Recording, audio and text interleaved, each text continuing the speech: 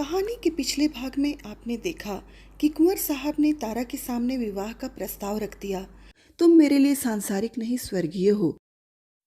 और अब आगे की कहानी सुनिए।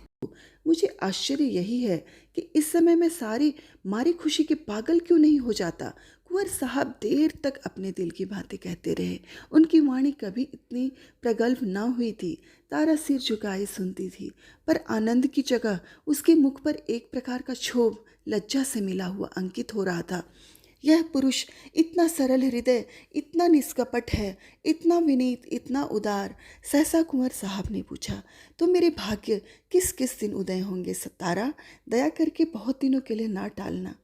तारा ने कुंवर साहब की सरलता से परास्त होकर चिंतित स्वर में कहा, कानून का क्या कीजिएगा? कुंवर साहब ने तत्परता से उत्तर दिया, इस विषय पर तुम निश्चिंत रहो तारा, मैंने वकीलों से पूछ लिया है। एक कानून ऐसा है जिसके अनुसार हम और तुम एक प्रेम सूत्र में बंध सकते हैं। उसे सिविल मैरिज कहते हैं। बस आज ही के दिन वह शुभ मुहूर्त आएगा। क्यों? तारा सिर झुकाए रही, बोल ना सकी। मैं प्रातःकाल आ जाऊंगा, तैयार रहना। तारा सिर झुकाए रही, मुंह से एक शब्द ना निकला। कुंवर साहब चले गए, पर तारा वहीं मूर्ति की भांति बैठी रही। पुरुषों के हृदय से क्रीड़ा करने वाली चतुर नारी क्यों इतनी विमूढ़ हो गई है? विवाह का एक दिन और बाकी है। तारा को चारों ओर से बधाइयाँ मिल रही हैं।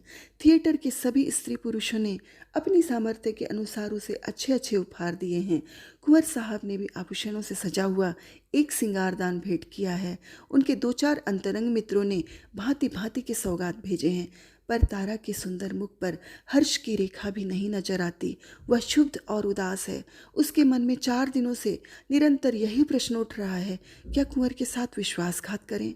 जिस प्रेम के देवता ने उसके लिए अपने कुल मर्यादा को तिलांजलि दे दी, अपने बंधुजनों से नाता तोड़ा, जिसका हृदय हिमकण के समान निष्कलंक है, पर्वत के समान विशाल, उसी से कपट करे? नहीं, वह इतनी नीचता नहीं कर सकती। अपने जीवन में उसने कितने ही युवकों से प्रेम का अभिनय किया था, कितने ही प्रेम के मतवालों को वह सब जुबाक दिखा चुकी थी, पर कभी उसके मन में ऐसी दुविधा ना हुई थी, कभी उसके हृदय ने उसका तिरस्कार न किया था। क्या इसका कारण इसके सिवा कुछ और था कि ऐसा अनुराग उसे कहीं और न से नहीं मिला था? क्या वह कुंवर साहब का जीवन सुखी कर सकती है? हाँ, अवश्य। इस विषय में उसे लेश मात्र भी संदेह नहीं था। भक्ति के लिए ऐसी कौन सी वस्तु है जो असाध्य हो? पर क्या वह प्रकृति को धोखा दे सकती है? ढलते हुए सूर्य में मध्याह्न का सा प्रकाश हो सकता है? असंभव। वह स्फूर्ति, वह चपलता, वह विनोद, वह सरल छवि, वह तल्लीनता, वह त्याग, वह आत्मविश्वास, वह कहाँ से लाएगी जिसके सम्मिश्रण को यौवन कहते हैं? नहीं, वह कितना ही चाहे पर कुंवर साहब के जीवन को सुखी नहीं बना सकती। बूढ़ा बैल कभी जवान बछड़ों के साथ नहीं चल सकता। आह, उसने यह नौबत ही आने क्यों दी? उसने क्यों कृत्रिम साधनों से, बनावटी श्रृंगार से कुंवर को धोखे में डाला? अब इतना सब कुछ हो जाने पर वह किस मुंह से कहेगी कि मैं रंगी हुई गुड़िया हूँ? जवानी मुझसे कब की विदा हो चुकी, अब केवल उसका पदचिन्ह रह गया है। रात के 12 बज गए थे। तारा मेज के सामने इन्हीं चिंताओं में मग्न बैठी हुई थी। मेज पर उपहारों के ढेर लगे हुए थे, पर वह किसी चीज़ की ओर आंख उठाकर भी ना देखती थी। अभी 4 दिन पहले ही वह इन्हीं चीज़ों पर प्राण देती थी। उसे हमेशा ऐसी चीज़ों की तलाश रहती थी जो काल के चिन्हों को मिटा सके, पर अब उन्हीं चिन्हों से उसे घृणा हो रही है। प्रेम सत्य है, और सत्य और मिथ्या दोनों एक साथ नहीं रह सकते। तारा ने सोचा, क्यों ना यहाँ से कहीं भाग जाऊँ, किसी ऐसी जगह चली जाऊँ जहाँ कोई उसे जानता भी ना हो। कुछ दिनों के बाद जब कुंवर का विवाह हो जाए तो वह फिर आकर उनसे मिले और यह सारा वृतांत उनसे कह सुनाए। इस समय कुंवर पर वज्रपात सा होगा। हाय, न जाने उनकी कैसी दशा होगी, पर उसके लिए इसके सिवा और कोई मार्ग ही नहीं है। अब उनके दिन रो रो कर कटेंगे, लेकिन उसे कितना ही दुख क्यों ना हो, वह अपने प्रियतम के साथ छल नहीं कर सकती। उसके लिए इस स्वर्गीय प्रेम की स्मृति, इसकी वेदना ही बहुत है। इससे अधिक उसका अधिकार नहीं। दाई ने आकर कहा, भाई जी, चलिए कुछ थोड़ा सा भोजन कर लीजिए, अब तो 12 बज गए। तारा ने कहा, नहीं, जरा भी भूख नहीं, तुम जाकर खा लो। दाई, देखिए मुझे भूल न जाइएगा, मैं भी आपके साथ चलूँगी। तारा, अच्छे अच्छे कपड़े बनवा रखे हैं ना? दाई, अरे भाई जी, मुझे अच्छे कपड़े लेकर क्या करना है? आप अपना कोई उतारा दे दीजिएगा। दाई चली गई। तारा ने घड़ी की ओर देखा। सचमुच 12 बज गए थे। केवल 6 घंटे और हैं। प्रातःकाल कुंवर साहब उसे विवाह मंदिर में ले जाने के लिए आ जाएंगे। हाय भगवान, जिस पदार्थ से तुमने इतने दिनों तक उसे वंचित रखा, वह आज क्यों सामने लाए? यह भी तुम्हारी क्रीड़ा है। तारा ने एक सफ़ेद साड़ी पहन ली, सारे आभूषण उतार कर रख दिए। गर्म पानी मौजूद था। साबुन और पानी से मुंह धोया और आईने के सम्मुख जाकर खड़ी हो गई। कहाँ थी वह छवि, वह ज्योति जो आंखों को लुभा लेती थी? शांति कहाँ?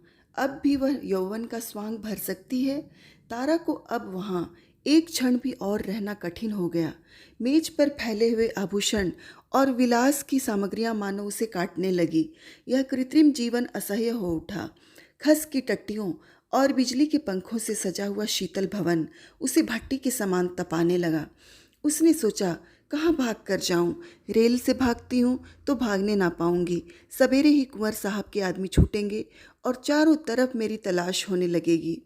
वह ऐसे रास्ते से जाएगी किसी का ख्याल भी ना जाए। तारा का हृदय इस समय गर्व से छलका पड़ता था। वह दुखी न थी, निराश न थी। फिर कुंवर साहब से मिलेगी, किंतु वह निस्वार्थ संयोग होगा। प्रेम के बनाए हुए कर्तव्य मार्ग पर चल रही है, फिर दुख क्यों हो और निराश क्यों हो? सहसा उसे ख्याल आया, ऐसा न हो कुंवर साहब उसे वहां न पाकर शोक विह्वलता की दशा में अनर्थ कर बैठें। इस कल्पना से उसके रोंगटे खड़े हो गए। एक क्षण के लिए उसका मन कातर हो उठा। फिर वह मेज पर जा बैठी और यह पत्र लिखने लगी। प्रियतम, मुझे क्षमा करना, मैं अपने को तुम्हारी दासी बनने के योग्य नहीं पाती। तुमने मुझे प्रेम का वह स्वरूप दिखा दिया जिसकी इस जीवन में मैं आशा न कर सकती थी। मेरे लिए इतना ही बहुत है। मैं जब जीऊँगी तुम्हारे प्रेम में मग्न रहूँगी।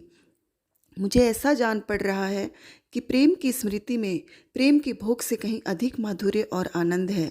मैं फिर आऊँगी, फिर तुम्हारे दर्शन करूँगी, लेकिन उसी दशा में जब तुम विवाह कर लोगे। यही मेरे लौटने की शर्त है। मेरे प्राणों के प्राण, मुझसे नाराज ना होना। ये आभूषण जो तुमने मेरे लिए भेजे थे, अपनी ओर से नववधू के लिए छोड़े जाती हूँ। केवल वह मोतियों का हार जो तुमने प्रेम का पहला उपहार दिया था, अपने साथ लिए जाती हूँ। तुमसे हाथ जोड़कर कहती हूँ, मेरी तलाश ना करना। मैं तुम्हारी हूँ और सदा तुम्हारी रहूँगी। तुम्हारी तारा। यह पत्र लिखकर तारा ने मेज पर रख दिया, मोतियों का हार गले में डाला और बाहर निकल गई। थिएटर हॉल से संगीत की ध्वनि आ रही थी। एक क्षण के लिए उसके पैर बंध गए। 15 वर्षों का पुराना संबंध आज टूट रहा था। सहसा उसने मैनेजर को आते देखा। उसका कलेजा धक से हो गया। वह बड़ी तेजी से लपक कर दीवार की आड़ में खड़ी हो गई। ज्यों ही मैनेजर निकल गया, वह हाथे के बाहर आई और कुछ दूर गलियों में चलने के बाद उसने गंगा का रास्ता पकड़ा। गंगा तट पर सन्नाटा छाया हुआ था। 10-5 साधु बैरागी धुनियों के सामने लेटे थे। 10-5 यात्री कंबल जमीन पर बिछाए सो रहे थे। गंगा किसी विशाल सर्प की भांति रेंगती चली जाती थी। एक छोटी सी नौका किनारे पर लगी हुई थी। मल्लाह नौका में बैठा हुआ था। तारा ने मल्लाह को पुकारा, ओ माझी, उस पार नाव ले चलेगा? माझी ने जवाब दिया, इतनी रात गए नाव न जाई। मगर दूनी मजदूरी की बात सुनकर उसे डांड उठाया और नाव को खोलता हुआ बोला, सरकार, उस पार कहाँ गए हैं? उस पार एक गांव में जाना है। मुदा इतनी रात गए कौनो सवारी शिकारी न मिली। कोई हर्ज नहीं, तुम मुझे उस पार पहुंचा दो। माझी ने नाव खोल दी। तारा उस पार जा बैठी और नौका मंद गति से चलने लगी, मानो जीव स्वप्न साम्राज्य में विचर रहा हो। इसी समय एकादशी का चांद पृथ्वी से उस पार अपनी उज्जवल नौका खेता हुआ निकला और व्योम सागर पार करने लगा।